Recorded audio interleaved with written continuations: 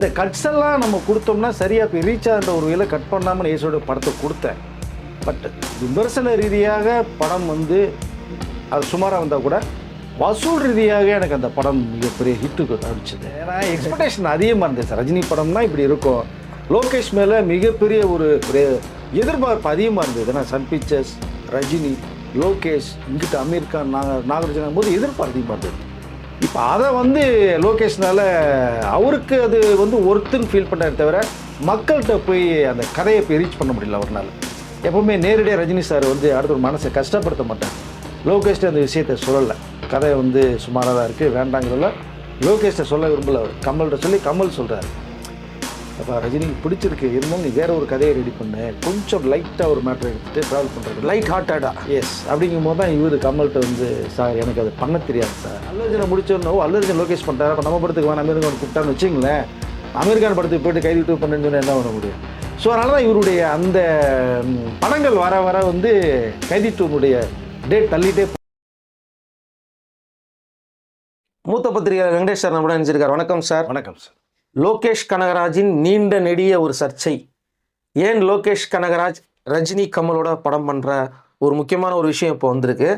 ரெண்டாவது, கூலி திரைப்படத்தை பற்றி நிறைய விஷயங்களுக்கு வந்து பார்த்திங்கன்னா இப்போ தான் ஃபஸ்ட் டைம் நிறைய விஷயங்கள் வெளில வந்திருக்குது. இந்த திரைப்படத்தை பற்றி நிறைய வந்திருக்கு.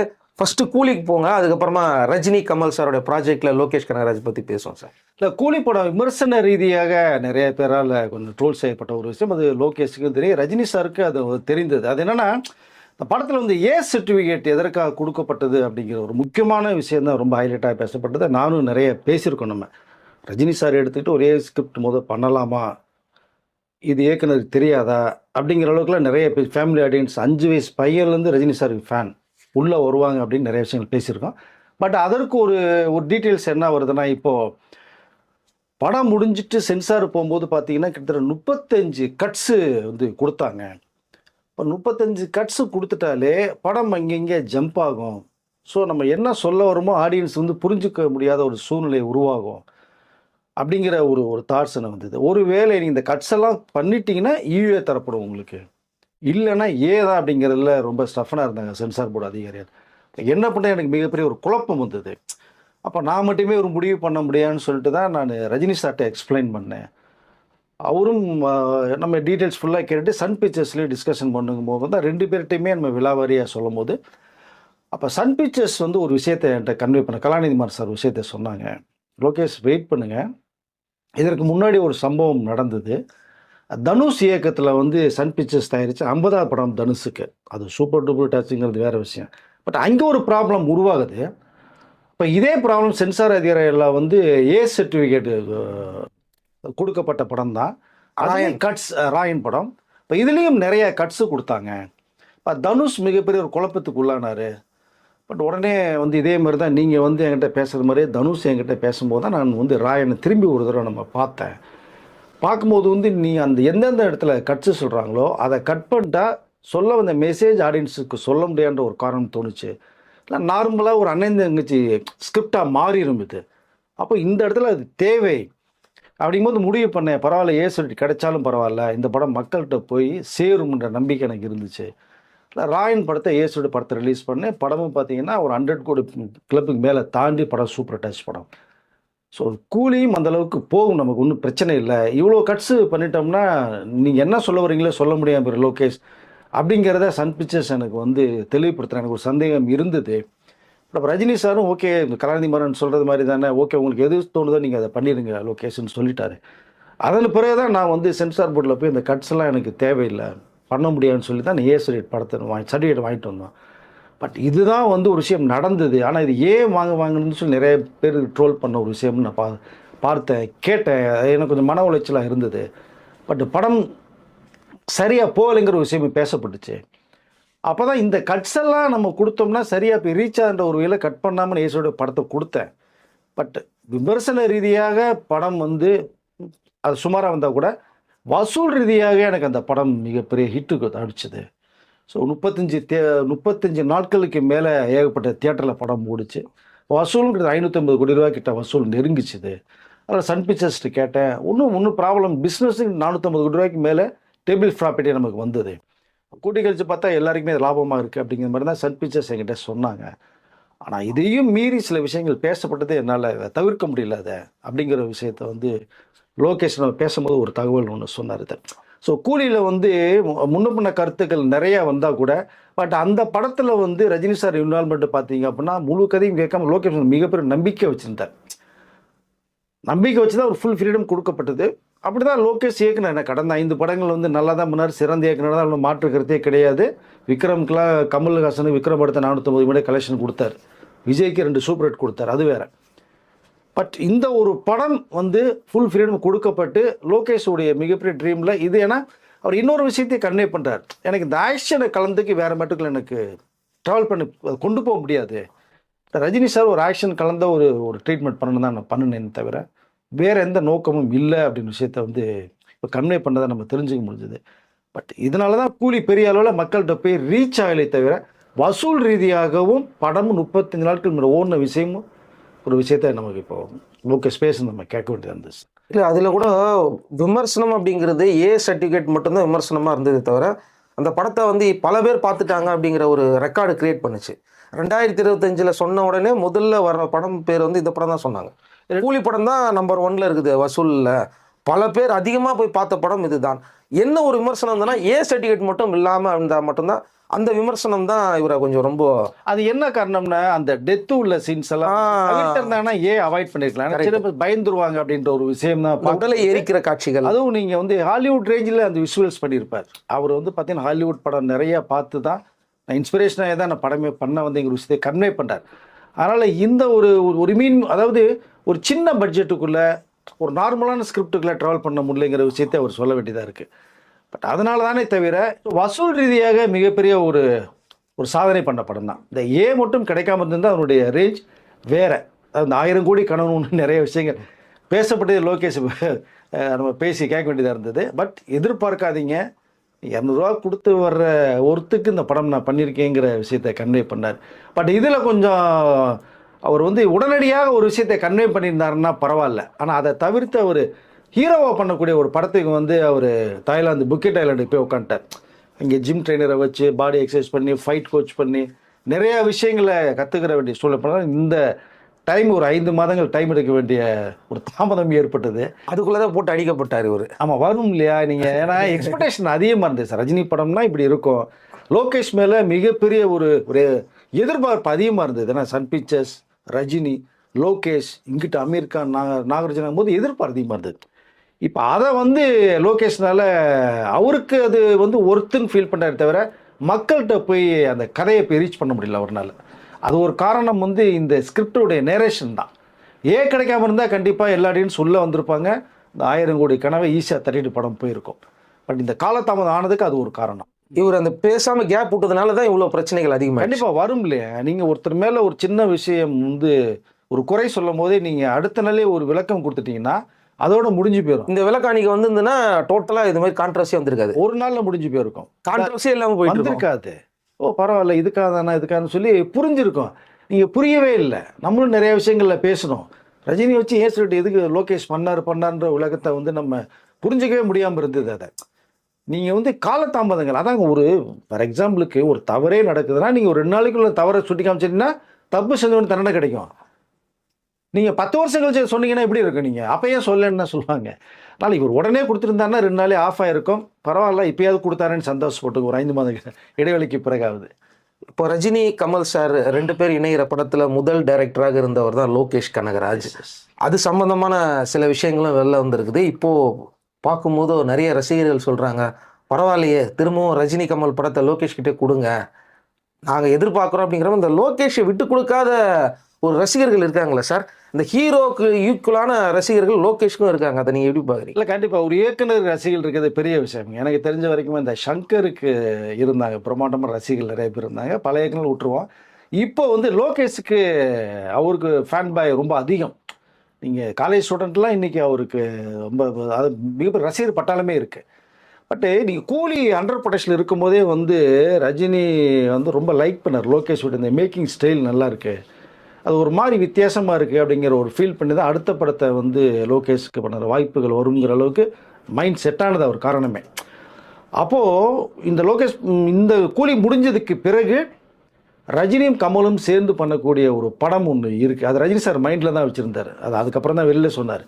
பட் அந்த படத்தை இயக்கிறதுக்கு வந்து இன்றைக்கி இருக்கிற வந்து யூத்தில் யார் கமர்ஷியலாக கொண்டு போவாங்க அப்படின்னு திங்க் பண்ணும்போது 2 பேர் தாட்ஸில் இருந்தாங்க. ஒன்று நெல்சன் ஒன்று இருந்தார், லோகேஷ் ஒன்று இருந்தார்.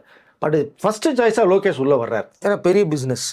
ஏன்னா கமலுக்கு பெரிய வரிசையாக ஹிட்டு தாங்க ஒரு படங்க. நான் திரும்பவும் சொல்கிறேன், வசூல் ரீதியாக நிறைய ஹிட்டு கொடுத்தவர், சிறந்த இயக்குனர் தான், அது ஒன்றும் மாற்று கருத்தே இல்லை. அதனால தான் இந்த படம் 100% போது ரஜினி சார் மைண்ட் செட் ஆனதே வந்து நாமும் கமலும் சேர்ந்து பண்ணக்கூடிய படத்தை லோகேஷ் பண்ணால் சிறப்பாக இருக்கும்னு நினச்சார் ரஜினி. அப்போ தான் கமல்கிட்ட கூட அவர் சொன்னது வந்து அடுத்த கதை எதாக இருந்தால் லோகேஷ்ட நம்ம ரெடி பண்ண சொல்லுங்கள் கமல்னு. கமல்கிட்டையும் வந்து ரஜினி சொல்லிட்டார். இந்த கூலியோட 100% நடந்து அது விஷயங்கள் இது எல்லாமே. அப்போ இந்த விஷயம் லோகேஷ்க்கு காதுக்கு வரும்போது அவர் ரொம்ப ரொம்ப அது இதை நான் எதிர்பார்க்கவில்லைங்கிறார். ஐயோ 46 வருடங்களுக்கு பிறகு ரஜினி கமலும் சேர்ந்து பண்ணக்கூடிய படத்தை வந்து என்கிட்ட நீங்கள் சொல்கிறீங்கன்னா அது வந்து அந்த என்ன சொல்கிறேனே தெரியலைங்கிறது மாதிரி தான் கூலி முடிச்சுட்டு வந்து இது கிடையாது. A78 பிரச்சனை அது இதெல்லாம் ஓடுது. படம் ரிலீஸ் ஆகிற சமயமாக அது. அப்போது இந்த படத்துக்குள்ளே போகலான்னு சொல்லி தான் கூலியினுடைய எல்லா விஷயத்தையும் முடித்து கையில் கொடுத்துட்டு அவர் ரஜினி கமலும் சேர்ந்து பண்ணக்கூடிய படத்துக்கு உள்ளே போகிறாரு. ஒரு 40 நாட்கள் கொஞ்சம் கதையை ரெடி பண்ணுறார். அந்த கதையை எப்படி இருக்குன்னா இதை விட ஒரு 10 மடங்கு அதிகமாக இருக்குது. கூலி விக்ரம்லாம் தாண்டி ரெடி பண்ணுறார். பயங்கரமான ஆக்ஷன். ஆமாம், அவர் வந்து நான் வந்து இந்த கில் பில்னு ஒரு இங்கிலீஷ் படம்லாம் அந்த ஒரு பேட்டர்னில் பார்த்துட்டு நான் வளர்ந்தவன். ஏன்னா அவர் யார்ட்டுமே அசிஸ்டன்ட் டைரக்டர் வேறு இல்லை, நேரடியாக இந்த ஹாலிவுட் ஸ்டைலில் உள்ள வந்து இங்கே படம் பண்ணிட்டு இருக்கிறதுல இந்த மாதிரி ஒரு கதையை உருவாக்கணும். இந்த கதையை இவங்க எதிர்பார்க்கல. ஆக்சுவலாக இது கமலுக்கு இந்த கதை பிடிக்குது. ரஜினி சாருக்கு எதிர்பார்த்தது வேற கதை. அவர் கொஞ்சம் லைட்டாக ஒரு சென்டிமெண்ட்டோட ஒரு விஷயத்துக்குள்ளே ட்ராவல் பண்ணலாம் அப்படிங்கிற மாதிரி தான் விரும்புகிறாரு. அப்போ தான் இவர் போய் கதை சொன்னோன்னு ரஜினி சாருக்கு ஓரளவு பிடிக்குது. இருந்தாலும் எங்கேயோ ஒரு மைண்ட் செட் ஆகல அவருக்கு. ஆக்ஷன் ஓவராக இருக்குது. ஆமாம் கூலியே வந்து A78 படம் வந்துருச்சு, திரும்பி இது எடுத்தோம்னா இதுவும் தான் கிடைக்கிற வாய்ப்புகள் இருக்கும் போல தெரியுது. நண்பர்கள்லாம் டிஸ்கஷன் பண்ணுற கதையை. அப்போ தான் அவர் யோசிக்கிறாரு, ஆஹா இது திரும்பியும் போய் மாட்டிக்கிச்சுன்னா கஷ்டமாயிரமேட்டு யோசிக்கும் போது தான் கமல் அவர்கிட்ட வந்து வேறு கதை இருந்தால் ரெடி பண்ண சொல்லுங்கள் லோகேஷ்ட. எப்போவுமே நேரடியாக ரஜினி சார் வந்து அடுத்த ஒரு மனசை கஷ்டப்படுத்த மாட்டார். லோகேஷ்ட அந்த விஷயத்தை சொல்லலை, கதை வந்து சுமாராக தான் இருக்குது வேண்டாங்கிறல லோகேஷ்ட சொல்ல விரும்பல. அவர் கமல்கிட்ட சொல்லி கமல் சொல்கிறார், இல்லைப்பா ரஜினிக்கு பிடிச்சிருக்கு, இருந்தாலும் நீ வேற ஒரு கதையை ரெடி பண்ணு, கொஞ்சம் லைட்டாக ஒரு மேட்டர் எடுத்துகிட்டு ட்ராவல் பண்ணுறது லைட் ஹார்ட்டடாக. எஸ் அப்படிங்கும் போது தான் இவர் கமல்கிட்ட வந்து சார் எனக்கு அது பண்ண தெரியாது சார், தயவுசெய்து நான் வேணால் போய்க்கிறேன். ஏன்னா உங்கள் 2 பேரை வச்சு நான் ஒரு பக்கா ஒரு மாஸ் கமர்ஷியல் தான் பிளான் பண்ணி தான் இந்த ஸ்கிரிப்டை உருவாக்கியிருக்கேன். பட் எனக்கு லைட்டாக மேட்டர்னா எனக்கு என்ன சொல்லணும்னு தெரியல, முதல்ல தெரியலங்கிறார். அவர் வெளிப்படையாக ஓப்பன் ஸ்டேட்மெண்ட் கொடுக்கும்போது அதை ஒரு வேளை பாராட்டலாம். ஏன்னா எனக்கு தெரியுன்னு சொல்லிட்டு போய் சொல்கிறத விட தெரியலன்னு சொல்லி உடச்சிட்டார். அப்போது இந்த கதை மேலே உடன்பாடு கமலுக்கு லோகேஷ் பண்ணுறதுக்கு இஷ்டம் இருக்குது, ரஜினி சாருக்கு கொஞ்சம் இஷ்டம் இல்லாமல் போயிடுச்சு. ஏன்னா ஃபேமிலியோட வந்து பார்க்கணும். எஸ் அந்த ஒரு வந்து ஆதங்க ரஜினி சாருக்கு இருந்தது. அதனால ரஜினி ஃபேமிலி ஆடியன்ஸ் தான் டார்கெட் இப்போவும் இல்லை, எப்போவுமே அவருக்கு வந்து எல்லா பேரும் வந்து படம் பார்க்கணும், ஆடியன்ஸுங்க லைக் பண்ணக்கூடியவர் தான். கிடைச்சதில் கொஞ்சம் வருத்தம் ரஜினி சார் இருந்து கூட இந்த யங்ஸ்டர்ஸ் பிலோ 18 வர முடியலைங்கிற வருத்தம் அவர் ரொம்ப இருந்தது. சரி மீண்டும் போய் திரும்பி ஏயோட வந்துட்டு ஒரு ஆக்ஷன் பண்ண வேணான்னு முடிவு பண்ணதான் கமல்கிட்ட சொல்லி கமல் சொல்ல போய் தான் அப்போ அதுலேருந்து தான் லோகேஷ் கனகராஜ் கொஞ்சம் வெளியில் வந்தார். சரி இந்த ஸ்கிரிப்ட் நம்மளால் பண்ண முடியாது, தேவையில்லாமல் 2 பேர் 2 இமயங்களை வச்சுக்கிட்டு நம்ம திரும்பி ஒரு சுமாரான ஒரு கதையை கொடுத்துட்டு பண்ணக்கூடிய தாட்ஸ்லாம் ஒரு டோட்டலாக வெளியில் வந்து ரீசனாக தான். சரிங்க சார், இப்போ ரஜினி சாருக்கும் லோகேஷுக்கும் ஏதாவது பிரச்சனையா? இந்த ட்விட்டரில் வந்து அன்ஃபாலோ பண்ணது அப்படிலாம் ஒன்றுமே இல்லை அப்படின்ற மாதிரிலாம் சொல்கிறாரு சார். இல்லை என்னன்னா லோகேஷ் சொல்கிறாரு, பட் அது ஒரு பக்கம் நம்ம பார்க்க போனோம்னா அந்த ரஜினி கமலும் பண்ணக்கூடிய அந்த படம் வந்து ரொம்ப எதிர்பார்த்தார். அது இண்டஸ்ட்ரி எதிர்பார்த்தது, டாக் வெளியில் போயிடுச்சு, உங்களுக்கு த்ரோட்டு வேர்ல்டு வரைக்குமே போயிடுச்சு. ரஜினி கமல் இணைந்து பண்ண படத்தை லோகேஷ் பண்ண போகிறாருன்னு சொல்லிட்டு அது திடீர்னு அது கொஞ்சம் பட் அது வந்து இவர் கதை பண்ண முடியலன்னு விலையை போனது இவர் ஒரு ரீசன். பட் அதில் கொஞ்சம் அது மைண்ட் செட் ஆகல இருக்கு, கொஞ்சம் டிப்ரெஷன் லாக் ஆனார். ஆனால் என்னென்னா தொடர்ந்து நிறைய பேர் பேசிகிட்டு இருக்கிறதுனால கமலஹாசன் அவர்களையும் ரஜினி அவர்கள் அன்ஃபாலோ பண்ணது உண்மை தான், அது ஒன்றும் மறுப்பதற்கு இல்லை. ஆனாலும் டக்குன்னு கமலஹாசன் ஃபாலோ பண்ணிட்டார் திரும்பி. ரஜினி சாரை கொஞ்சம் லேட்டாக தான் திரும்பி ஃபாலோ பண்ண ஆரம்பித்தார். பட் அதற்கடையில் நிறைய விஷயங்கள் போய் அவங்க அம்மா கூட வந்து என்னையா ரஜினி சாரையும் கமல் சாரையும் வந்து ஏதோ சொல்லிக்கிட்டு இருக்காங்க, நீ ஏதோ ஃபாலோ பண்ணலன்னு சொல்கிறாங்களே, என்ன ஃபாலோ பண்ணலன்னு கேட்டாங்கிற விஷயத்தையும் அவர் சுவாரஸ்யமாக சொன்ன ஒரு விஷயம் இருக்குது. அது சில நேரங்களில் சில சந்தர்ப்பங்கள் அப்படி தான் சார் ஏதோ ஒன்று வந்து நடக்கும். அது ஒரு பெரிய விஷயம் எடுத்துக்கிட்டு நான் நினைக்கிறேன். பிரச்சனைகள் ஒன்றும் பெருசாக இல்லை.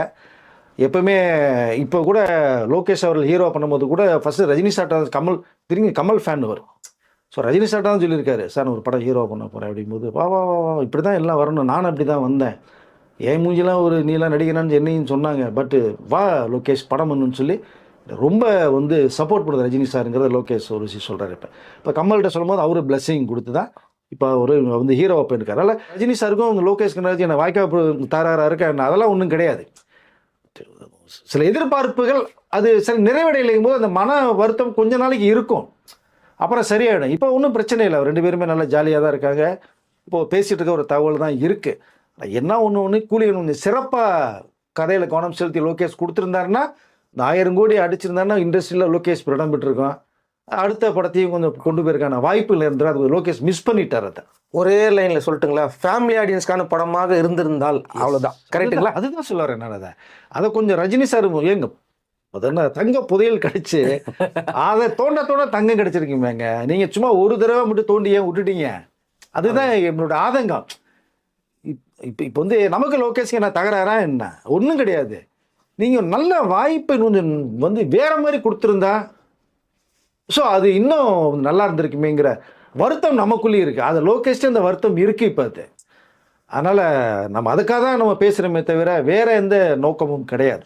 ஏன்னா அதை கன்ஃபார்ம் பண்ணும் விதமாக வந்து ரஜினியோடைய என்ன சொல்கிறது ஆஸ்தான குழந்தை அனிருத்துக்கும் லோகேஷும் 2 பேரும் நண்பர்கள். ஒருவேளை ரஜினிக்கும் லோகேஷ்க்கும் பிரச்சனையாக இருந்திருந்தால் இவர் படத்துக்கு அடுத்த படத்துக்கு இவர் தான் மியூசிக் போட்டிருக்காருல்ல சார், அதனால தான் நான் அவங்க நட்பு எப்பயுமே அதான் சொன்னேன் இல்லைங்க. ரஜினி லோகேஷ்க்கு ஒன்றும் இல்லைங்க, இந்த படத்தினால கொஞ்சம் மன வருத்தங்கள் வந்தது. பெரிய லெவலில் பேசப்பட்ட படம் எதிர்பார்த்த படம் அப்படி போகுதே அப்படின்ற கொஞ்சம் வருத்தமே தவிர மற்றபடி இல்லை. இப்போ அடுத்த படங்களுக்கும் அனிருத்தம் பண்ணுறாரு. அல்லு அர்ஜுன் படம், அல்லு அர்ஜுன் படத்துக்கு பிரம்மாண்டமான ஒரு தயாரிப்பு. அது வந்து பட்ஜெட்டே இல்லைன்ட்டாங்க. மைத்ரி மேக்கர்ஸ் 6 வருஷத்துக்கு முன்னாடி அட்வான்ஸ் வேறு கொடுத்து கமிட் பண்ணிச்சாங்க லோகேஷ் உங்களுக்கு. ஸோ பட்ஜெட்டே கிடையாது, எவ்வளோ நாள் செலவு பண்ணிக்க, நல்ல குவாலிட்டி கொடுத்தா அதுக்கு அனிருத்தம் பண்ணுறாரு. ஸோ அதனால் இது வேற அது வேறங்க. ஒரு ஒரு ஒரு சின்ன விஷயத்துக்காக மற்றவர்கள்லாம் சேர்ந்து வந்து லோகேஷை வந்து அது கோஆப்ரேட் பண்ண மாட்டாலாம் கிடையாது. ஸோ அவங்களுடைய பாண்டிங் நட்பு இன்னும் தொடருது. கைதி 2 தான் சார் சொல்கிறாங்க. ஒன்றும் கிடையாது, அது ஆரம்பிக்கிறார், இடையில சில குழப்பங்கள் நிறையா வந்துச்சு. திரும்ப திரும்ப இந்த குழப்பத்தில் லோகேஷ் மாட்டினார். ஸோ 75-80 கோடி ரூபா சம்பளம் கிட்ட அந்த பிரச்சனை வந்ததுன்ற அது வேற நிறைய பேசப்பட்டிருந்தது. அந்த விளக்கத்தை அவர் உடனே கொடுத்துருந்தாருன்னா பிரச்சனை இல்லை. என்ன ஒன்றுனா கைதி மாநகரம் ஃபஸ்ட்டு கொடுத்து நல்ல ஒரு பேர் எடுத்தால் கூட மாநகரத்தை படத்தை ரஜினி சார் பார்த்துட்டு கூப்பிட்டு வந்து பாராட்டினார் திரும்ப உங்களுக்கு லோகேஷை. அதை லோகேஷ் எதிர்பார்க்கலன்னு தான் சொன்னார். மாநகரம் படம் மட்டும் ஒரு ஆக்டர்ஸ் வேல்யூ இருந்திருந்தால் அந்த படம் இன்னும் ரீச் ஆகிருக்கும் கண்ணா பின்னாடி. பட் கைதி வந்து பெரிய பிரேக் கிடச்சிது அவருக்கு. உடனடியாக கைதி 2 பண்ணலாங்கும் போது தான் விஜய் ஒரு ஆப்பர்ச்சுனிட்டி கொடுக்குறாரு, மாஸ்டர் கொடுக்குறாரு, லியோ போயிடுச்சு, விக்ரம் போயிட்டார், ரஜினி கூலி வந்துட்டார். ஸோ அடுத்தடுத்து ஒரு 4 பெரிய ஸ்டார்ஸ் வச்சு பண்ணும்போது வந்து அவரால் கைதி 2 பண்ண முடியாமல் மாட்டிக்கிட்டார்.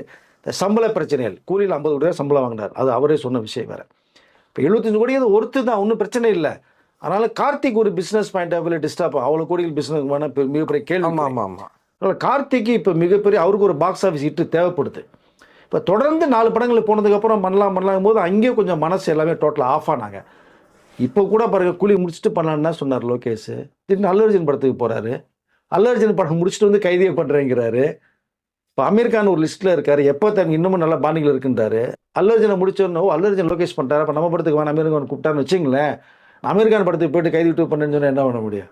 ஸோ அதனால தான் இவருடைய அந்த படங்கள் வர வர வந்து கைதி 2னுடைய டேட் தள்ளிட்டே போகுது. ஆனால் இப்போ தெளிவாக லோகேஷே சொல்கிறது அல்லு அர்ஜுன் படம் முடிச்சுட்டு வந்தோன்னா நான் கைதி 2 ஆரம்பிக்கிறேன் அப்படிங்கிற விஷயத்த சொல்லியிருக்கேன். ரசிகர்களுக்கு ஒரு அப்டேட்டும் இல்லை, முக்கியமான அப்படி எல்சியூ இருக்குது அப்படிங்கிறது. எல்சியூ ஒரு அதில் என்ன ஒரு விசேஷம்னா எல்சியூன்னு நான் சொல்லவே இல்லைங்க, ரசிகர்கள் கொடுத்துட்டாங்க அந்த இதை எல்சியூ படம்னு சொல்லி. பட் அவர் தயாரிக்கிற அந்த பென்ஸ் படத்துலேயும் இருக்குது, மிஸ்டர் பாரத்லேயும் இருக்குது. என்னுடைய படங்கள் எல்சியூ கண்டிப்பாக வரும். அடுத்து இருக்கக்கூடிய விக்ரம் 2, ரோலக்ஸு எல்லாத்துலேயும் எல்சியூ இருக்குது. இந்த கூலியில் மட்டும்தான் அவர் இல்லைன்னு சொன்னார், எல்சியூ இல்லைன்னு சொன்னாரே தவிர எல்லா படத்துலையுமே இருக்குது. கைதியில் எல்சியூ இருக்கும், அது எல்சியூ படம் தாங்கிற விஷயத்த உடனே சார் ஒன்றும் தப்பு கிடையாது சார். நமக்கு ஒரு ஒரு என்னென்ன ரெஃபரன்ஸுக்கு வந்து ஒன்று லிங்க் கொடுத்து போடும்போது நீங்கள் சம்மந்தம் இல்லாமல் சொன்னால் தான் டிஸ்டர்ப் ஆகும்.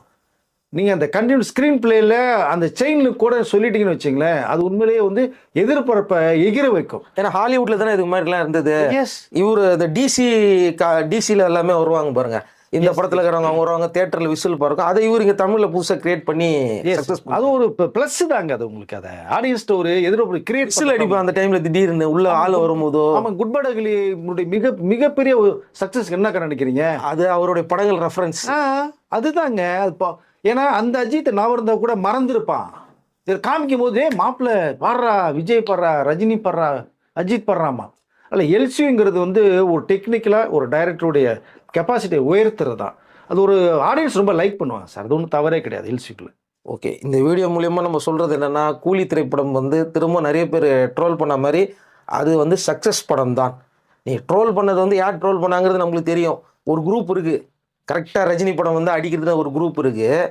அவங்க வந்து ட்ரோல் பண்ணாங்களே தவிர மற்றபடி இந்த படம் சக்ஸஸான படம் அப்படிங்கிறத நம்ம இந்த இடத்துல வந்து சொல்லிக்கலாம். அடுத்ததான் லோகேஷ் கம்பேக் கொடுத்துட்டாரு அப்படிங்கிறதும் ஒரு சொல்லிக்கலாம். ஏன்னா லோகேஷ் ஃபேன்ஸுக்கு வந்து ஒரு ஹாப்பியான ஒரு நியூஸ். கண்டிப்பாக அதையும் சொல்லிக்கலாம் சார். அடுத்த வீடியோவில் பார்க்கலாம். இந்த வீடியோ கண்டிப்பாக ஃபேன்ஸுக்கு வந்து ஒரு வேறு சர்ப்ரைஸாக இருந்திருக்குன்னு நான் நினைக்கிறேன். நன்றி சார். நன்றி சார்.